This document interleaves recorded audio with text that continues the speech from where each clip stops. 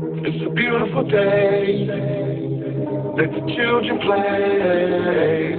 They ain't feeling no pain.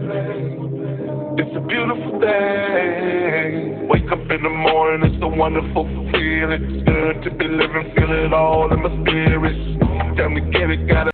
Yo, what's up, Chicago? Here I am again, Carl West, back at you for another one of our podcasts, Speak the Truth with Carl West.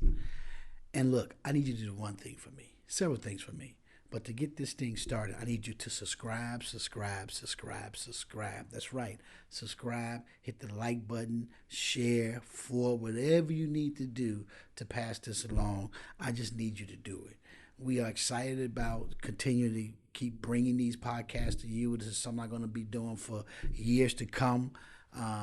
This is part of my media business. It's part of my life, and I want to be able to have this communications with you. Again, we have several other podcasts that's in development. Of course, CEO Exchange, Image Maker series, going to be coming at you. But right now, we got Speak the Truth with Carl West. This is our leading podcast, and we've probably done maybe 30, 40 episodes now, maybe, give or take. And I'm excited about it, and we want to keep bringing it to you live and direct every single week. We're not live, but direct. We may do a couple of lives. I don't know how that goes, but we'll wait until we get our numbers up before we focus on that. Right now, we're just trying to get our numbers up. That's why I need you to subscribe. Now, let's talk about this. We are in a world, America, the world is in some very interesting times, and it don't look like things are going to get better. I'm going to use that word, better. But because I'm cautious about that word, because even for me, I live a great life.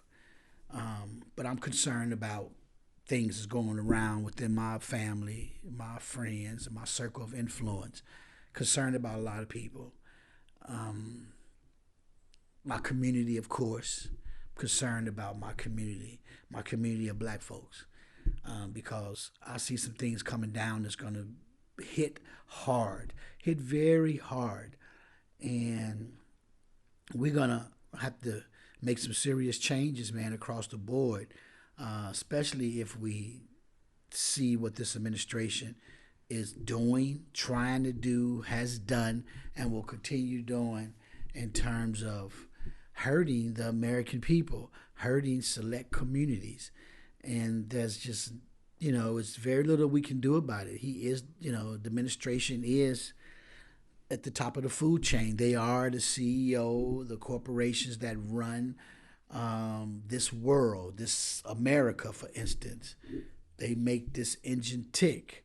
We as the citizens, of course, we put in our labor, our intellectual capital to make this thing operate and run and function. And that's our contribution. But we know that as you go high up the food chain, man, that's where more of the command and more of the demand, the demands are made, the commands are given, and we have to find ways to accommodate ourselves so that we can continue trying to live prosperous and progressive lives. But it's going to be a very tough road, man. It's going to hit a lot of people, man. We just have to be honest about what we're seeing, and it's not a good thing.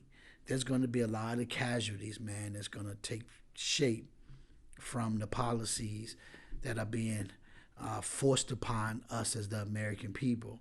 There's going to be casualties around the world because the United States, man, has influence partners, allies, and detractors all around the world, some for us, some against us. And the ones who are against us are probably going to want to take it out on us as the American people. And the ones that's with us, all depends on how far it goes. Are they going to stand with us, especially the common man and woman on the ground, who have no connection to our allies, who have no influence on our allies. And so, look, people ask me, Carl, what you think about this situation that we got ourselves in, that, however, through our contribution or not, through our assistance or not, I don't think we had anything to do with what we see taking shape now within this administration, for instance. But there are some situations that's going to occur where we're going to have to make some serious changes. And that's what this podcast is about today. Change must happen. Change must happen. We're going to have to make some serious changes in our lives, personally and professionally. Professionally, you're going to see it right now. As I was coming over to the office today on this particular recording day, Amazon had just laid off 14,000 workers. Tesla laid off some, and Apple laid off some. So I think from my records, a total of, on this particular day I'm recording this podcast, I've seen about 20,000 jobs that have been erased from the books. And that's just on these first rounds. Matter of fact, for some of these companies, this is like the second or third or fourth rounds of layoffs. And so again, those are going to create casualties up and down the shorelines, up and down the byways and highways of America, man, as we travel to and from wherever we have to go. It's going to create some chaos. But change must happen, and we must look at this. This is what I say. We got to look at this situation. I know it's hard for people to do it, but we got to look at the situation like it was COVID, right? Think about if it was COVID, right? And COVID was forced upon us. It was thrust upon us. And all we could do was execute what was mandated by our federal government. Then, of course, it trickled down to our local government, our governors and our mayors, who really was responsible for guiding the direction of how these times was going to take shape during COVID. And so we had to shelter in place. We had to cover our faces. We had to remain 6 feet apart from each other when we were out in public. We were out in public because a lot of public places were shut down. I think the essentials like grocery stores were open. Of course, if you had to go into a job, office, and then of course, but that was strained on a lot of people. And so this COVID thing was, again, it was thrust upon us. We didn't ask for it. Sort of like, almost identical to like is what's happening with this administration. The changes that are being that are affecting us are thrust upon us. We didn't ask for it. We had no say-so in it. And so, but what we need to do is, again, use some of the same strategies of COVID, but now we're going to self-impose things on ourselves that we must do, that we must change in order for us to survive this short period of time thus far. And if we like we got 3 years left, we're going to have to figure out how to survive these 3 years. And look, we've had some catastrophic things happen in this less than a year, and we can only imagine what may happen over the next 3 years. I don't know. I can't begin to make that assumption, but I can only look at what has happened the last close to a year and how it has affected and damaged a lot of people, and it's not going to ease up to my understanding, to my knowledge. And so again, we as in a community, we as an Americans, but definitely my community. I want to talk about my community, about black folks, and everybody gonna have to take care of their own community in this particular regards, because this is really, and we've seen it now, this is really about self-preservation. How does communities who are like-minded in their culture, how do they come together, man, and figure out how to survive within their culture during these difficult times? And change must happen. It must happen. Again, think about COVID, how change happened. And just think about the glass being half full at the end of it. We survived it. We came through, the ones who did. Of course, casualties, as I mentioned, there were casualties along the way, 1 million plus casualties just in America, not counting the other places. There may have been a cumulative of millions of people who were casualties of COVID-19. But again, let's look at that and say the ones who are still here, the ones who are, some are still wounded from it, still trying to heal financially, physically, mentally, emotionally, and spiritually. But we here. So now we've got to think about self-imposing some things on us that should help us, that we want to help us get through this. And again, I think if we do this, we'll do like we did with this COVID, and we'll come out of this, because this is the disease that's plaguing America, plaguing our country. It's just a disease that's being rampantly pushed on us, and we're going to have to figure out how to make the best of this, truly. And so, what we're going to have to do is, again, make some self imposed changes in our lives. And hopefully, when it's over in 3 years, 4 years, whatever the case may be, we'll come out bigger, better, faster, stronger. If you come out of it, if you survive it, you will better have a plan. Then again, like we trying to put a plan together now to survive this, how you will have a plan to recover from it when it's over. So we got to constantly be thinking about this. My community has to constantly be thinking about this. We have to have these conversations. I say every single day. Excuse my voice. I'm a little hoarse from some other stuff, screaming at a game. But we have to have a strategy, a plan to survive it, and then what that's going to look like at the end of this disease, this virus, as we recover. What recovery will look like if you are not a casualty of this. I don't plan on being a casualty. I don't expect my immediate to be casualties, because we are talking about a plan. I'm forcing them to look at strategies and a plan on how we're going to come through this. And so I'm going to lay out a few things that I've shared with them. And you can take it and based on who your family is, who your village is, who your community is, how you will deal with this based on your interests. Maybe, look, there are some people who just live in happy-go-lucky. It's like, it's all good with me. Again, I'm going to survive it. I'm going to be good. But that's not the point. I want to get through this without as least casualties as possible in my immediate circle, and I want to be able to, when this is over, I want to be able to get back into living the life that we all had thought we was living before this virus plagued us. And so the few things that I'm recommending to people, these are my close friends and associates and circle of influence again, and I'm saying, look, you're going to have to make some changes. You're going to have to make some sacrifices. You're going to have to just sit down and shelter in place and relax. Enjoy each other.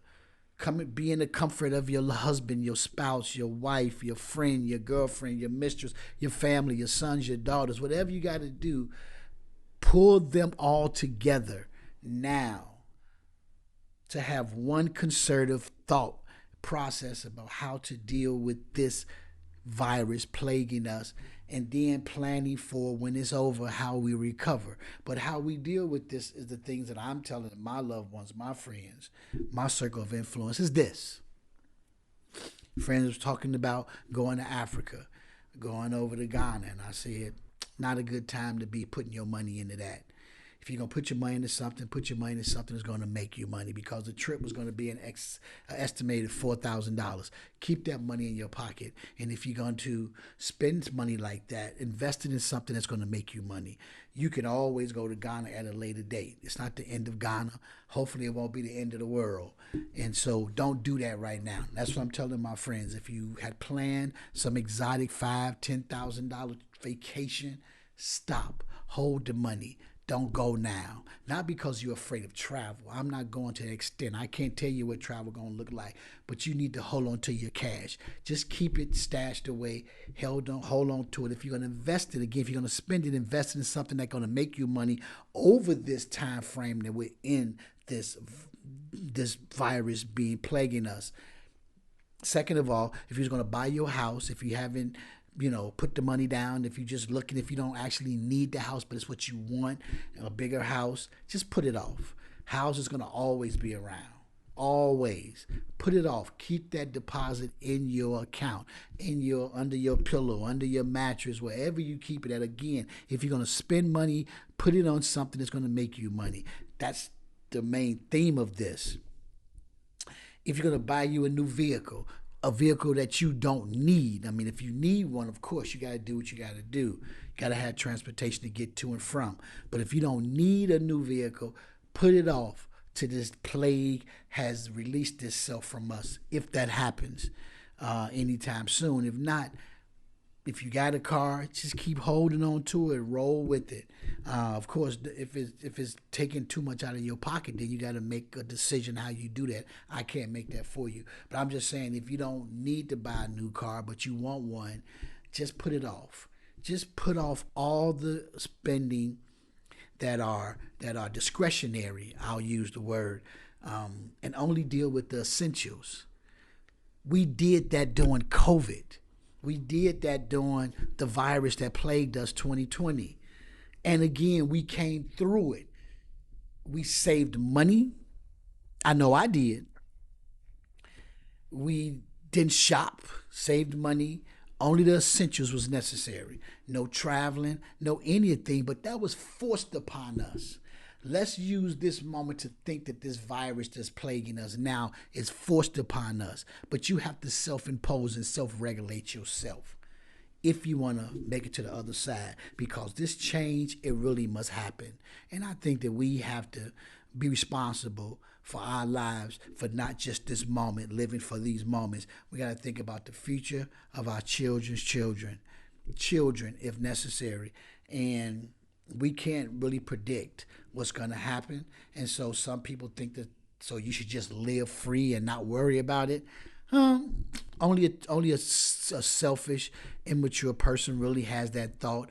Your life should always be thinking about 5 to 10 to 20, 30, 40, 50 years down the road, and what that's going to look like, not just for you. That's a selfish thing about you, about your children's children. You should always be thinking about that and thinking about them. And so this is a moment to think about them and not about you and your selfish wanting to get a car, wanting to have a new house that you don't really need, want to go on this exotic vacation that you don't really need. Put it off and sit down somewhere and shut up and relax and get your head right. Get your family's head right. That's the only thing I'm suggesting, and it's only because it's what I am sharing with my loved ones, my friends, my circle of influence. I'm telling them this, just relax, because change must happen. I'm Carl West. This is Speak the Truth. One love. Let the children play. They ain't feeling no pain. It's a beautiful day. Wake up in the morning, it's a wonderful feeling. It's good to be living, feel it all in my